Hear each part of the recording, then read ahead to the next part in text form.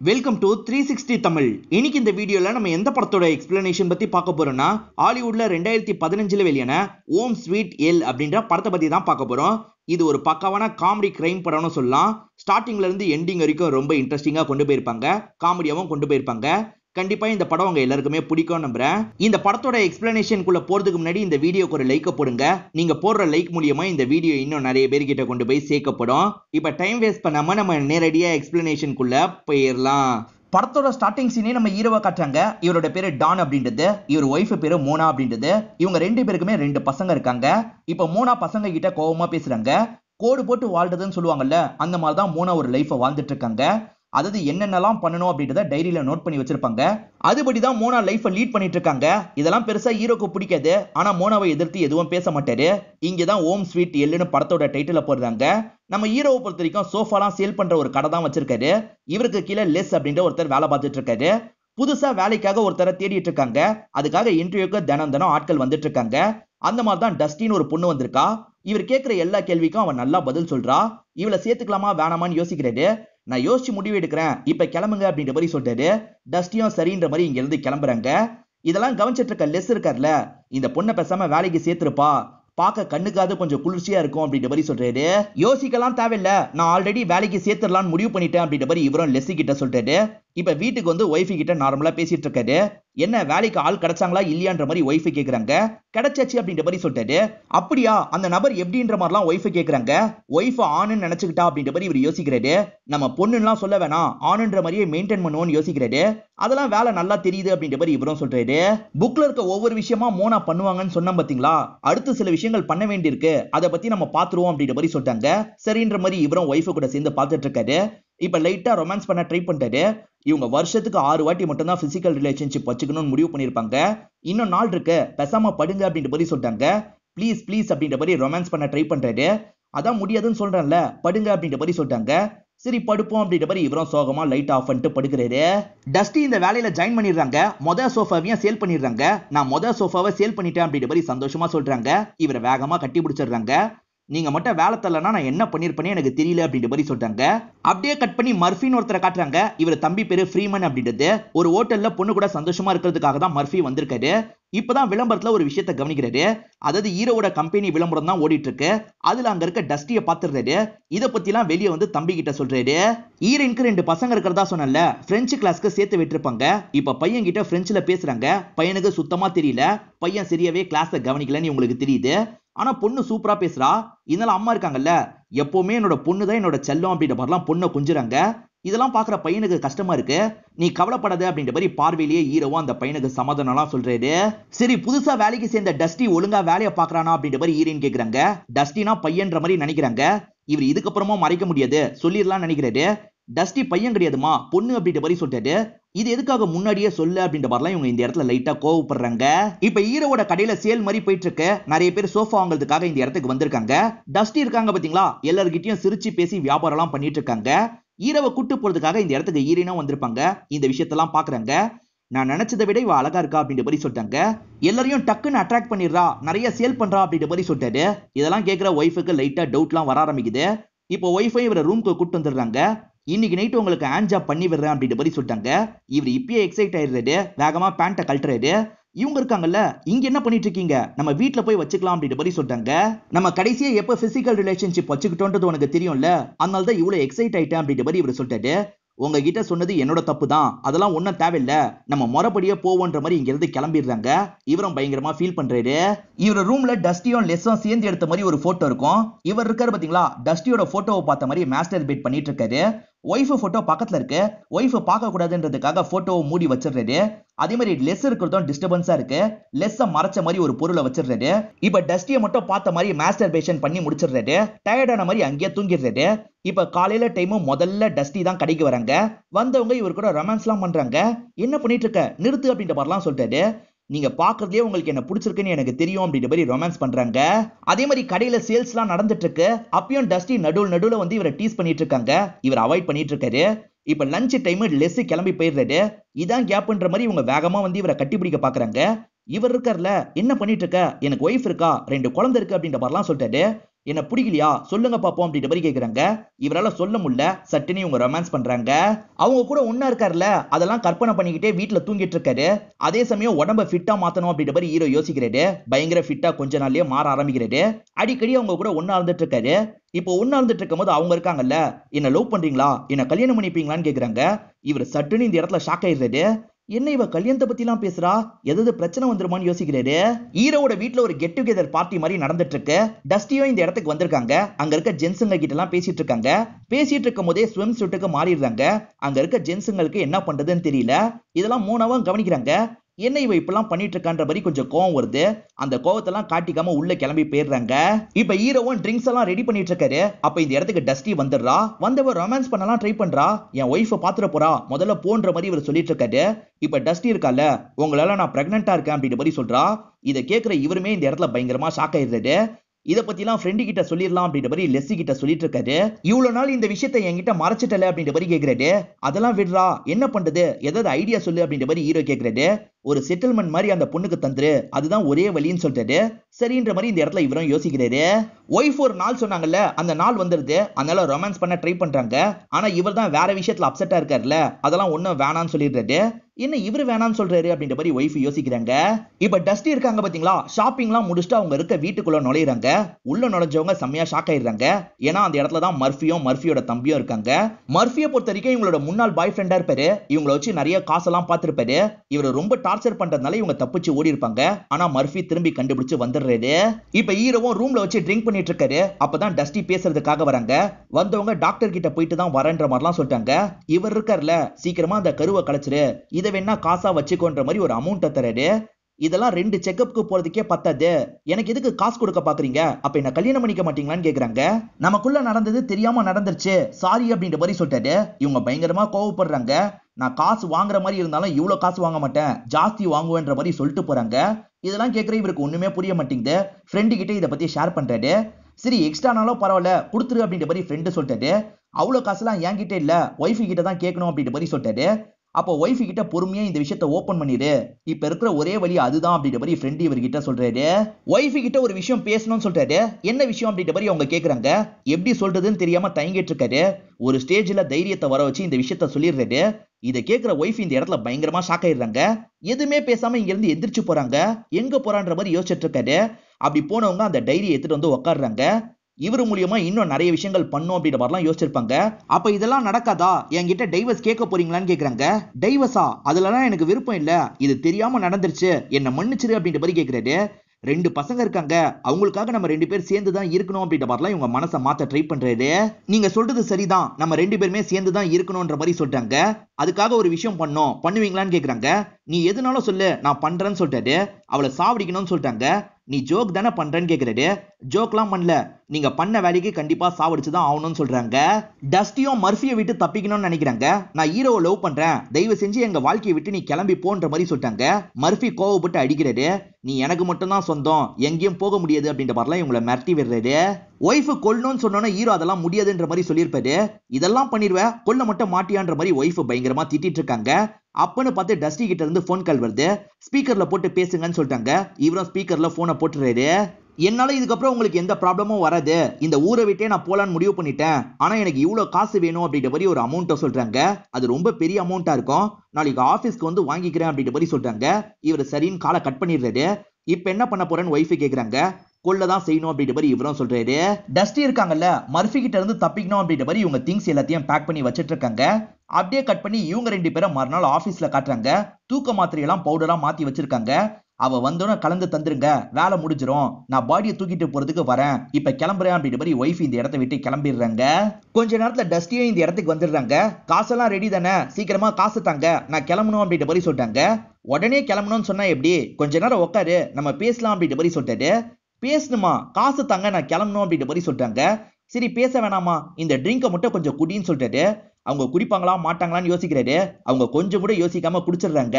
சரி இப்ப காசை தாங்கன்ற மாதிரி கேக்குறாங்க. இவர் இருக்காருல, என்கிட்ட காசெல்லாம் இல்லைன்னு சொல்லிட்டாரு. இது காசெல்லாம் இல்லையா, அப்புறம் எதுக்காக இவ்வளவு நேரம் டைமை வேஸ்ட் பண்ணீங்கன்னு கேக்குறாங்க. இப்ப மயக்க வர மாதிரி இருக்கு, நீ என்ன எனக்கு கலந்து கொடுத்து அப்படின்ற மாதிரிலாம் இவர்கிட்ட கோவமா கேக்குறாங்க. இங்க இருந்து தப்பிக்கணும் அப்படின்ற மாதிரி வேகமா ஓட பாக்குறாங்க.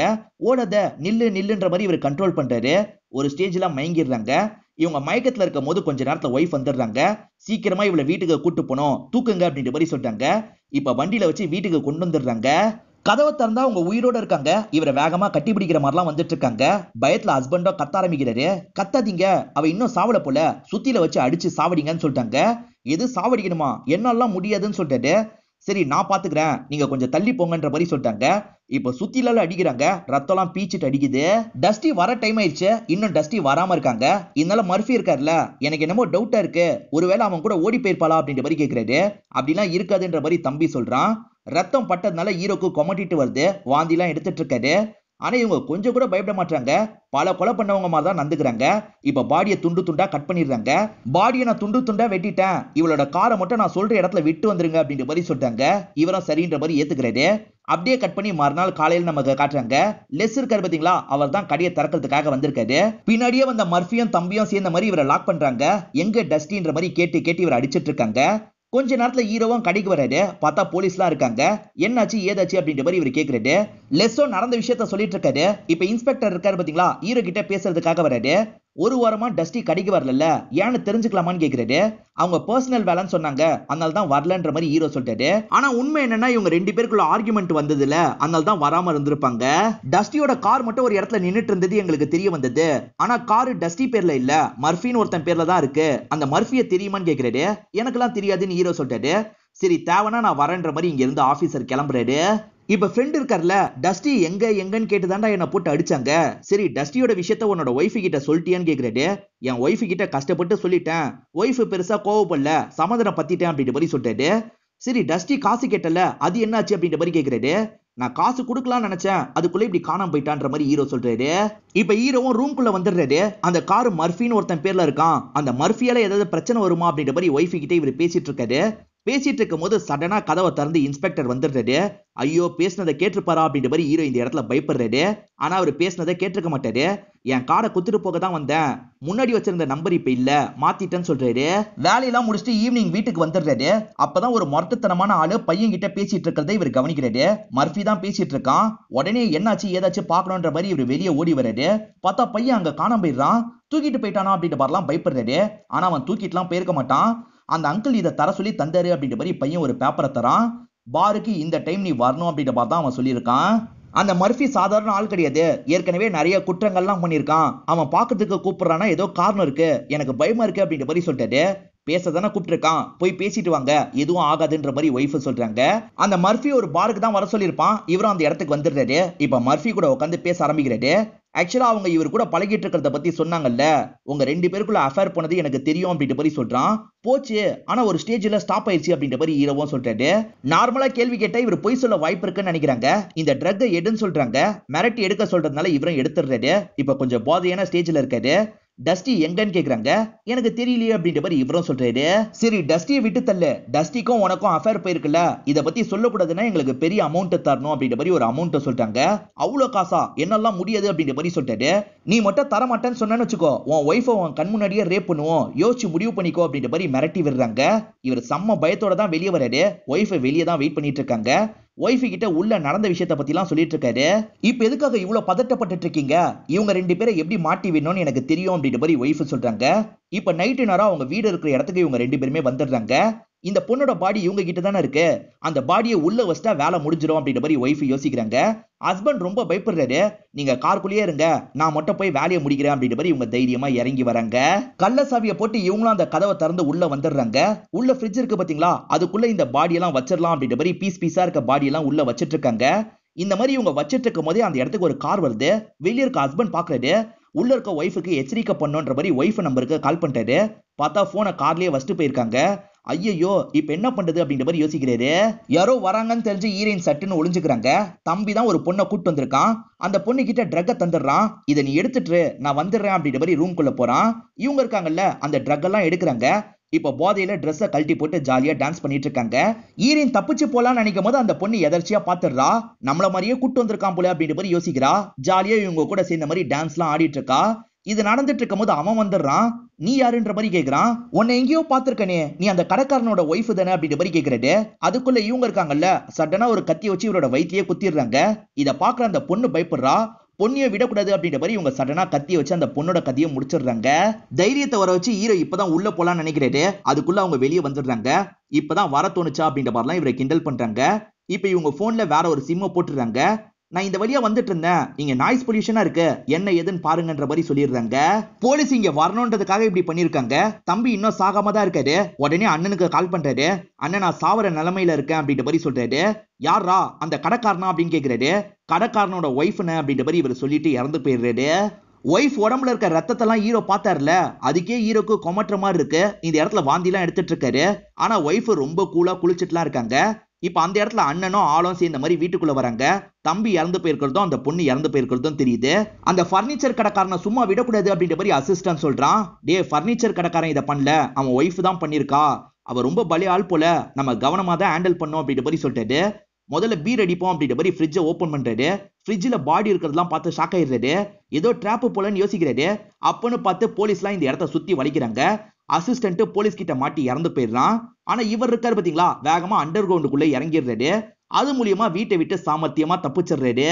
ஹீரோவும் காரை கிளீன் பண்ற வேலையை பார்த்துட்டு இருக்காரு. அப்பதான் இன்ஸ்பெக்டர் இவர்கிட்ட பேசுறதுக்காக வந்திருக்காரு. என்ன பேசுறாங்க அப்படின்ற மாதிரி ஹீரோயின் ஜன்னல் வழியா கவனிச்சிட்டு இருக்காங்க. நாங்க டஸ்டியை கண்டுபிடிச்சிட்டோம் அப்படின்ற மாதிரி இன்ஸ்பெக்டர் சொல்லிட்டாரு. அப்படியா, இப்ப நல்லா இருக்காளா அப்படின்ற மாதிரி ஹீரோ கேக்குறாரு.